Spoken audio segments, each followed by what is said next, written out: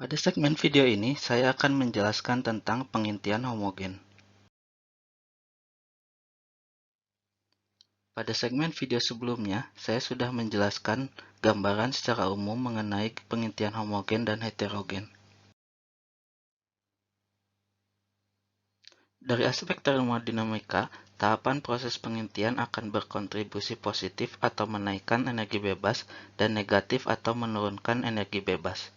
Yang pertama adalah pembentukan suatu volume baru sebesar V dari fasa endapan beta di dalam matriks alfa seperti ini, akan mengakibatkan penurunan energi bebas volume sebesar minus V kali delta GV atau gaya dorong pengintian.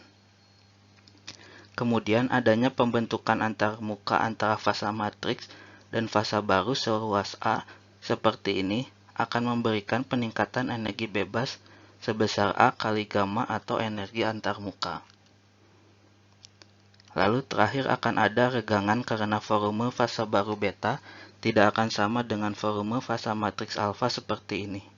Akan terjadi peningkatan energi regangan misfit sebesar V kali delta G strain. Kemudian penjumlahan ketiga pengaruh tersebut memberikan perubahan energi bebas total untuk pembentukan fasa baru beta yaitu delta G. Menjadi persamaan ini, dengan mengabaikan variasi gamma karena nilai gamma dapat bervariasi untuk endapan semi koheren dari harga yang sangat rendah untuk antarmuka koheren ke harga-harga yang sangat tinggi untuk antarmuka tak koheren menjadi satu nilai gamma. Kemudian inti dianggap berbentuk bola dengan jari-jari R. Maka kita dapat mengeluarkan V menjadi volume bola minus 4/3 VR pangkat 3 kali delta G minus delta GS ditambah ruas permukaan bola 4 VR kuadrat dikali gamma. Dengan memplot kurva delta G terhadap jari-jari akan didapat kurva ini untuk yang bernilai negatif dan ini untuk yang bernilai positif. Gabungan keduanya menghasilkan perubahan energi bebas total untuk pengintian seperti ini, di mana energinya akan naik sampai nilai maksimum kemudian akan turun. Nilai maksimum ini adalah delta G bintang atau delta G kritis, yang merupakan energi barrier atau energi yang harus dirampaui untuk pembentukan inti kritis. Dan nilai R saat nilai delta G kritis adalah jari-jari dari inti kritis, yang dibutuhkan agar inti endapan dapat tumbuh. Jadi saat nilai energi barrier dan jari-jari kritis lebih rendah, maka proses pengintian akan lebih mudah. Lalu pertanyaannya, bagaimana cara mencari delta G kritis dan jari-jari kritis dari persamaan di atas? Dari kurva dapat diketahui bahwa nilai R sama dengan R kritis didapat saat turunan dari delta G terhadap R sama dengan 0. Jadi kita turunkan delta G terhadap R seperti ini. Turunan ini menjadi minus 4 VR kuadrat dan ini menjadi 8 VR gamma sama dengan 0.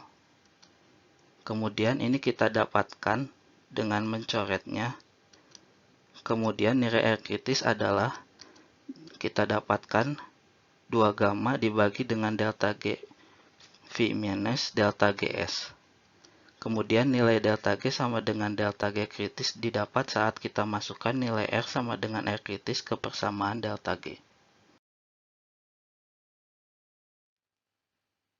Yaitu seperti ini. Kita substitusikan, kemudian disederhanakan sehingga didapat persamaan delta G kritis atau energi barrier untuk membentuk inti kritis seperti ini.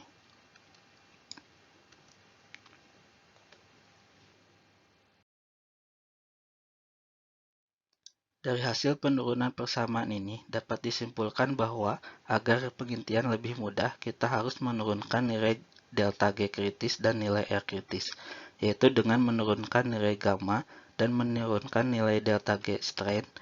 Delta G V disebut juga gaya dorong pengintian persatuan volume. Jadi syarat dari pengintian homogen yaitu harus memiliki energi barrier yang kecil yang didapat dari energi bebas regangan dan energi antarmuka yang kecil, sehingga pengintian homogen mudah terjadi pada endapan yang koheren. Contohnya adalah fase endapan intermetalik gamma aksen Ni3Al dan GP-John yang koheren terhadap matriksnya dan dapat mengintis secara homogen. Hal ini pula yang mengakibatkan mengapa terbentuk fase endapan transisi yang metastabil sebelum terbentuk fase endapan stabil theta, karena energi barrier pembentukan fase transisi tersebut lebih kecil seperti ini, dibandingkan energi barrier pembentukan fase theta dari alfa aksen yang lebih tinggi.